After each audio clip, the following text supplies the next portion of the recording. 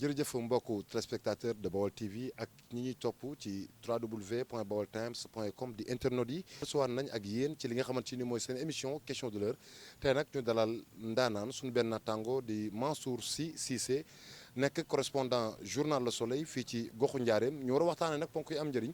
muy li nga xamante ni mooy lëmbe réew mi di actualité politique bi muy gisante bi nga xamante ni kii di Ablaye Wade ak Macky Sall def nañ ko gannaaw bi tamit li nga xamante ni mooy libération Khalifa Sall. salaamaaleykum Mansour. waaleykum salaam wa rahmatullahi taala wa barakaatu Mor Sène maa ngi lay nuyu bu baax defe naa du benn yoon tey du ñaari yoon nga may dalal fii fas yéene li nga xamante ne bii xam nañ ko ci actualité ñu weccee ko ak yéen voilà lu ñu ci xamul bu ñu paree ñu dem gëstu ko rek. jërëjëf Mansour Sy sa yaakaar naa ne wax ji gàtt na waaye am na solo loolu ñu attaqué directement rek li nga xamante ni mooy sujet bi dañ ko doon laam-laamee naan dil la ak du dil Macky Sall ak Ablaye Wade ñooy gisante yàlla def li nga xamante ni mooy inauguration Massalikul bi di ajjuma bi weesu ñoom ñaar ñu gisante ba joxontee loxo ba dugg ci oto ànd ñu déglu tamit li nga xamante ni mooy discours Macky Sall ban jàngat nga ci def tey jii est-ce que sénégalais leen jëlaat en otage leen ndax ba léegi wala gise boobu lu normal la. waaw mais xam nga gise boobu lu normal la c'est-à-dire nit ak nit dafay jaadu bu ñu réeroowee jamono ñëw contexte obligé leen ñu gisante defe naa yonent bi wax na ko par exemple ku dul mer dof nga waaye tamit kuy mer te doo bàyyi mer gi tamit dof nga xam nga Abdoulaye Wade ak Macky Sall ñoom ñaar bu dee ci diggante nit ak nit rek mënuñu bañante te day yàgg rek bu ñu réeroowee tamit dañuy jubboo parce que temps yi def naa ci benn poste c'est-à-dire exercer pouvoir ni mu amee solo waaye nga jóge fi teg ko ci ay loxo yu mucc ayib dafa am solo tamit te xam nga boo xoolee président africain yi lan moo tax ñuy sonn léeg-léeg bu ñuy seen en général seen premier mandat wala seen ñaari premier mandat yi dafay doon exercice boo xam ne dafay metti parce que Afrique non seulement dafa metti mais au-delà sax en fait de président bi moom ñi nga xamante ne bi ñoo ko ndar kepp maanaam ñi mu àndoon di liggéey généralement dañuy taxawee boo xamante ne bi population bi duñ ci kontaan et que boo xoolee en réalité même population bi responsable moral président la ñuy wax boo xoolee nag chef de l'État mandat bu njëkk bi mu defee ko ci anam boo xamante ne bi anam bu metti la par rapport à l'opposition surtout par rapport au PDS déjà moom chef de l'État bi muy nekk PDS dafa nekkoon koo xamante ne bi nit ñu kenn sóoraale ko woon même Abdoulaye Wade mu ngi wax ni en 2012 bi ñuy def campagne mu ne tase naa ak moom mais tuuti nit la am donc Macky Sall boo gisee lu tax sax mu dugg ci histoire c'est parce que waa PDS sóoruñu ko woon léegi nag bi mu jëlee nguur gi ba tey ñoom gëmu woon ni en réalité koo xamante ne bii voilà da ngeen daan bokk affaire yi jafe ci moom ñëpp xam nañ ko mu doonoon koo xamante ne bii yàlla mënee ko woon gan tey ji moom ma leen jiite léegi nag Macky Sall nag pour wane son territoire bon mu wan leen ni moom moo fi nekk dem ak ñoom ci anam boo xamante ne bi amaana sax gënalu ko woon léegi nag fi mu ne nii xam na ni moom ñaari mandat la war a def constitution bi loolu la wax donc il faut que mu ut ay porte de sortie donc ci boobu cadre ngay dugal jubboom ak Khalifa Sall ci boobu cadre aussi tamit ngay dugal ci Karim Wade ñibbisi tey maa ngi liir ñu naan fii ak décembre Karim Wade dafa war a ñibbisi comprendre nga et que moom chef de l'État man gëm naa ni depuis le 3 avril 2019 ba tey dafa changé doxalin 3 avril parce que boo xoolee palais fi mu ne nii dafa def drapeau Union africaine chef de l'État nekkul koo xamante ni bi dafa cuune ci wàllu politique tey lu mu metti ñaan na yàlla même bu fi jógee sax am yenn jafe-jafe yi xam na ne après 2024 dina am ay président africain yoo xamante ne yi mais ñoom dañuy wéyal seen mandat pourquoi pas su ko defee ëllëg ak si biir bu dee dafa am yara am yenn jafe-jafe yooyu président mën nañu ko jàppale gis nañu Alassane Ouattara ay jamono ci gannaaw ay yoon da daan woo président Macky Sall naan ko carrément waaw fexeel noo bàyyee Karim Wade te loolu ñëpp xam nañ ne bu ko defee Abdoulaye Wade moo ne ci gannaaw ainsi de suite donc nekkul koo xamante ne ba pare moom décembre 2019 wax na ko 2018 wax na ko nee na man fi mu ne nii bu njëkk ndongo laa woon defe naa noonu la ko waxee ci politique waaye léegi sëriñ laa ci donc am na lecture am boo xoolee fii toog naa fi wax naa la ko fi matul je peux dire 48 heures wala 80 wala 72 heures man la woon ñiy analyser sax bu ñuy nekk ay extrémistes dans leurs analyses chaque jour nañuy bàyyi réserve chaque jour nañuy bàyyi benn genre fenêtre de tir boo xamante ne bii ñoom politique yi fa la ñuy pottaxlu parce que ñoom réeréwuñ Bamba Fall ci lu ma xam ci lu ma yëg mais da daan dox ay tànk jàmm yoo xamante ne bii pour Khalifa Sall am jàmm tu as compris donc ñoom ci télé bi wala ci plateau yi wala dans la vie courante nii mën nañuy nekk ñoo xamante ne bii en réalité dañuy wax joo xamante ne bii yow mi comprendreul da nga ciy demee ak doole te doo ci demee xel après ëllëg ak si biir après yow yaa ci am ni ngay waxatee mbetteel yow yaa ci am mbetteel encore une fois lii moo waroon am te loolu moo war a am mais ñoom tamit dañu war a bari aussi tamit di mener en fait les Sénégalais en bateau parce que Karim Wade ñëpp xam nañ ni mënul woon nekk candidat et que Omar Sarr ak ay nitam dañu taxawoon fii ne Karim Wade dafay nekk candidat day ñëw comprendre nga te ñoom xam nañu juridiquement politiquement voilà Karim Wade mënul ñibbisi comprendre nga pour répondre encore ci sa question ñoom dañuy mener Sénégalais yi en bateau dañu leen war a wax la vérité vraie mais aussi tamit politique jeu la calcul la naxante la rapport de force la politique kenn c'est-à-dire politique ki nga sëqal langue yi en réalité du la rus di la may da ngeen di jaamaarloo mu xam ne yaa ko ëpp rapport de force wala mu am lu mu la ragalee mu tibb may la mais politique moom kenn du ci xëy rek parce que tu es beau da ngay sol ay costume yu rafet sa adversaire di la may non da ngeen di reyante ba mu xam ne fi mu ne nii moom sës na moom am lu mu la bàyyil loolu mooy dëgg. jërëjëf mbokk yi yaakaar naa ne li nga xam ne ma seet si wala ma seet si ko dans l'intérêt vraiment de la nation ñu waxtaan lu jëmale Sénégal kanam te xam ne li fi jot a jaar mënut a weesu nan nga jàngatee discours. xam nga dans l'intérêt de la nation c'est une formule boo xam ne ñun ñëpp dañu koy utiliser man gëw ma ni réellement terme de référence yi ñuy discuter intérêt exclusif de la nation lay doon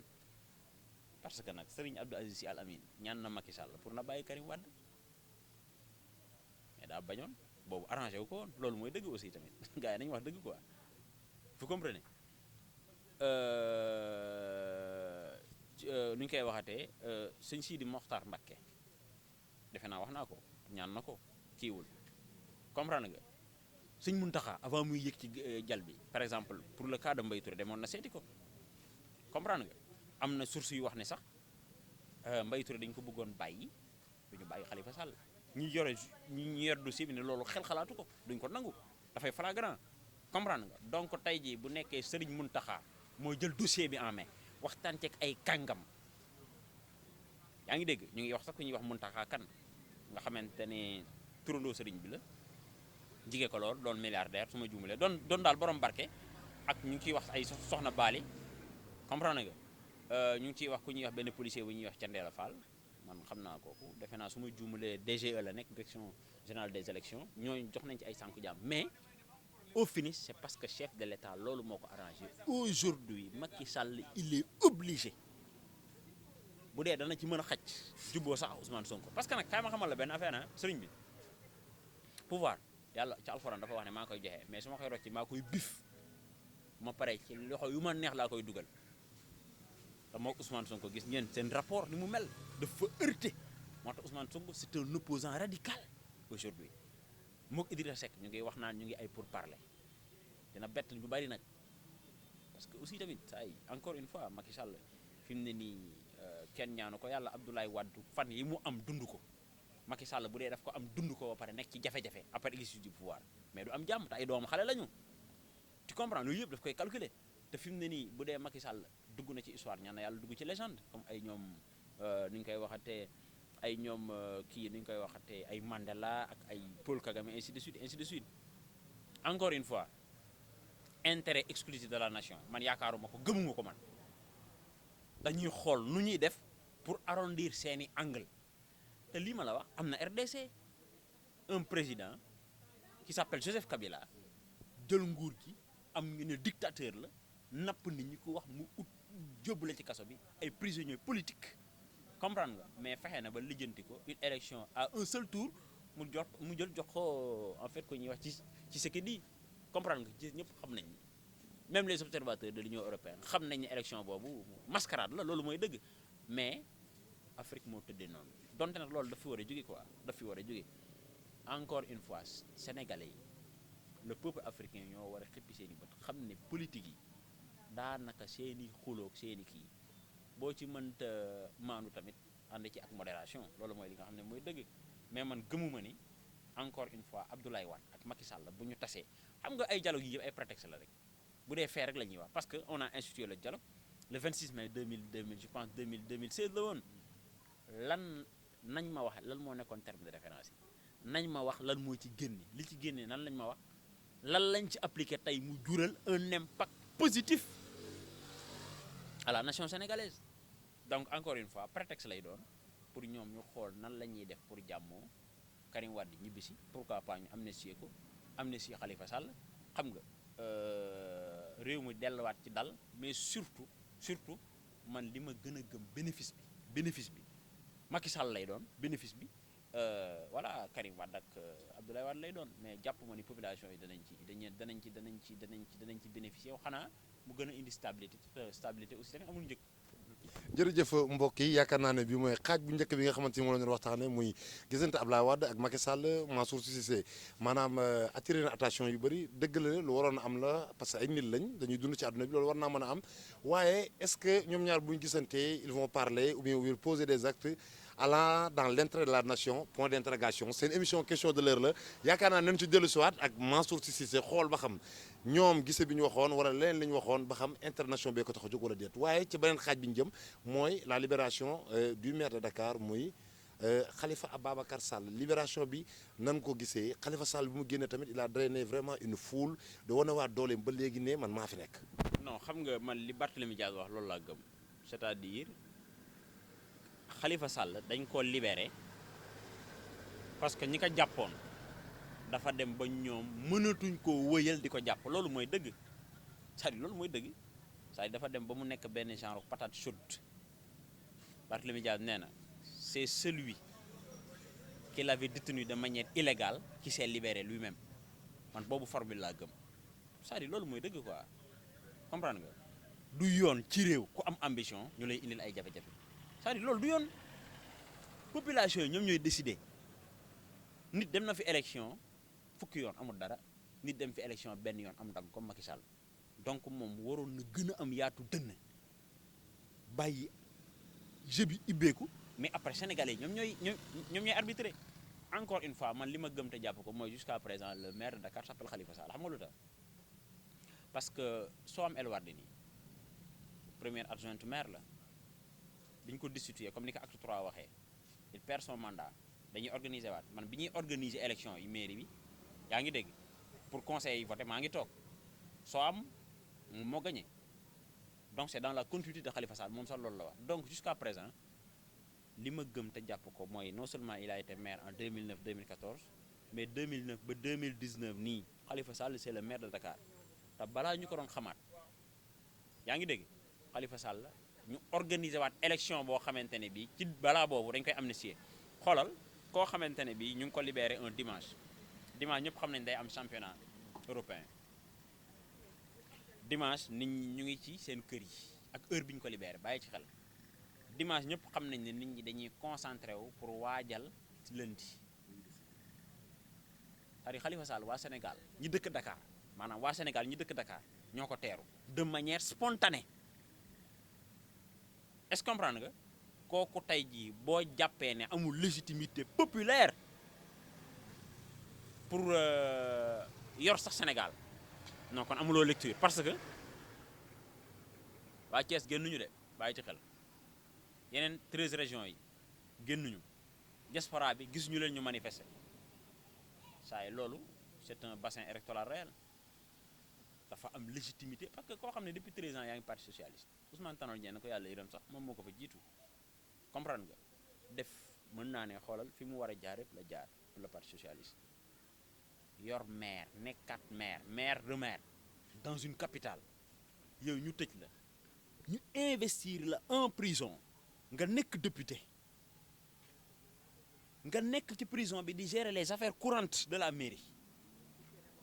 mais kooku ku ko ëpp riir Ndakaaru man xaw ma ko ba pare ñu ne ñoom ñoo gañ a Dakar chiffres yi ñu joxe su ma juumalee ëppale wuñu Khalifa Sall lu mat 2500 voix est-ce que du ay 2000 voix ci koo xam ne prison baaturul campagne sëriñ bi kooku boo ko amnistié mu génn wër réew mi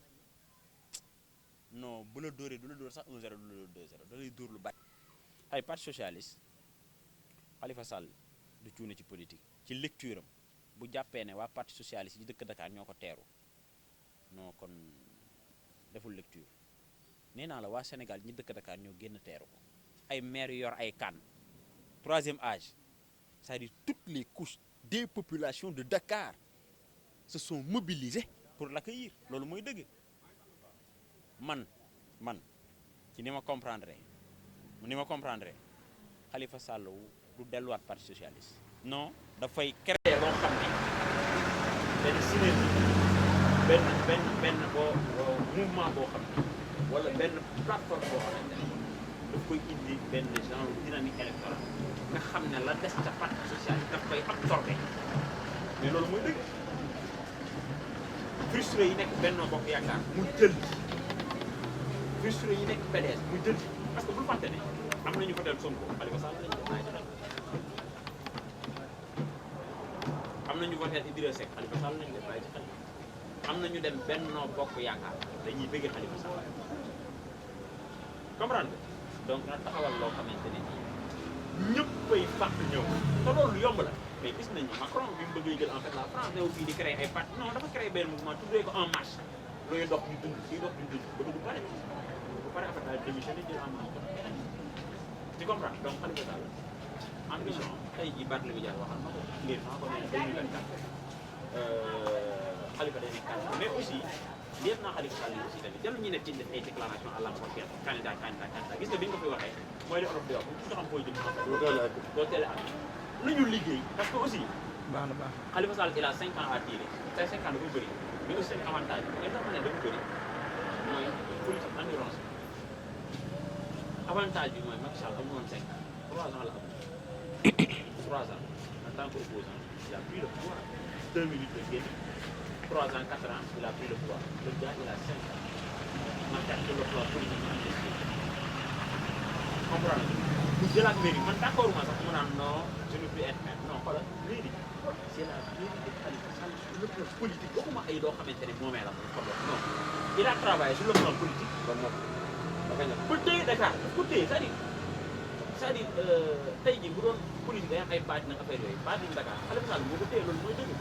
man ci ay faits rek laay wax comprendre donc ñu ngi mettre en place benn plateforme boo xam ne politique day absorber le maximum de sympathisme le maximum de militants yaa ngi dégg le maximum de je ne sais pas ñoo xamante ne dañuy ñëw uniquement pour fortifier après léegi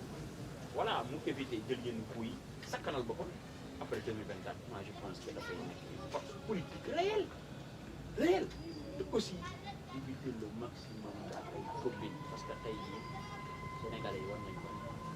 li tax lu dugg kaso dina teel erreur boo def Sénégalais yi xoolal am nañoo kenn qui est constant Ousmane Sonko aujourd'hui c'est une bonne politique réelle parce qu'il a été constant opposition radicale Khalifa Sall amul man gëmuma sax mu yem ko dialogue lu opposé wu ni mu war a opposé wu xeex sur le plan politique recouvrer en fait ses droits civiques après léegi 2024 les populations moo suivi. jërëjëf mbokk yi yaakaar naa ne tey jii seen émission question de l'heure bi lañ doon indil Mansour lan nga tëjee sa kàddu. bon en fait sama kàddu bu mujj mooy jeunesse man jeunesse dafa amal njëriñ parce que politique en réalité ñoom dañuy fooy jeunesse loolu la dañuy xuloo wane xuloo ci kaw yow comprendre loolu yenn épaisseur intellectuelle nga demee ci ñoo xamante ni après yow da ngay am jàmm tey ji am na ñu nekk benn mbokk yaakaar yoo xamante ni génn Khalifa Sall mais mbetteel lañ ci am dafa arrangé wu leen même opposition bi na ñoo xamante ne génn Khalifa Sall arrangé wu leen aujourd'hui produit politique bi nga xamante ne ay Khalifa Sall bu nekkoon tey ji franc CFA dina ni dollar te moom mooy ci kaw loolu tu comprends donc jeune bi nañ gën a jeew politique moom ñëpp ko koo waral mais xoolal koy rek xamal préparation comprendre les enjeux xam lu ci nekk li mu laaj nga defee ko dans le cadre du juste milieu loolu laay daaneel waxtaan mais aussi tamit dafa accompagner avec la rentrée des classes syndicalistes aussi donc xam li nga xamante ne daal di laaj loolu mais aussi tamit état bi en réalité ñi nga xamante ni ay points doon defe naa 2014 comme 2006 ñu signé woon am na ci yoo xamante ni sax respecté wu keroog daal maa ngi koy dégg mën a ñëw ñi école bi dañuy dem encore vers d'autres points de revendication mais vers d'autres points de contact donc nañu laaj tamit loo xam ne daal di léegi ñu éviter le dialogue. jërëjëf mbokk yi yaakaar naa ne yéen a ñëwoon tey seen émission question de l'heure en tout cas su naataango bi di Serigne Mansour Sy Cissé waxtaan li nga xamante ne moo gisante Wade ak Macky Sall gisante bi nee na loolu lu am njëriñ la mënut a ñàkk parce que ay doomu aadama lañ ci dund xool sax maanaam bu dee dafa mer dana dem ba kiif loolu normal la waaye li nga xamante ne nag mooy war a gisante waxtaan ci international bi est-ce que du nekk inter Karim Wade yaakaar naa foofu dañ fa teg suñu baaraam nañ ci dellu ci beneen yoon li nga xamante ne mooy libération ci Khalifa Sall Macky Sall yaakaar naa dafa dem ba soxla stabilité dëkk bi soxla ko mu xam ko yaakaar naa moo def loolu waaye kii di Khalifa Sall war naa xool taxawaay bu baax su ko defee 2024 li nga xamante ni bëggoon na ko muy yor réew mi ngànk réew mi ba léegi am na doole je kattan gi mën ko mën kaa jël fii lañu yem ak yéen seen émission di leen dox tax dajee ci beneen numéro ak beneen invité jërë ngeen jëf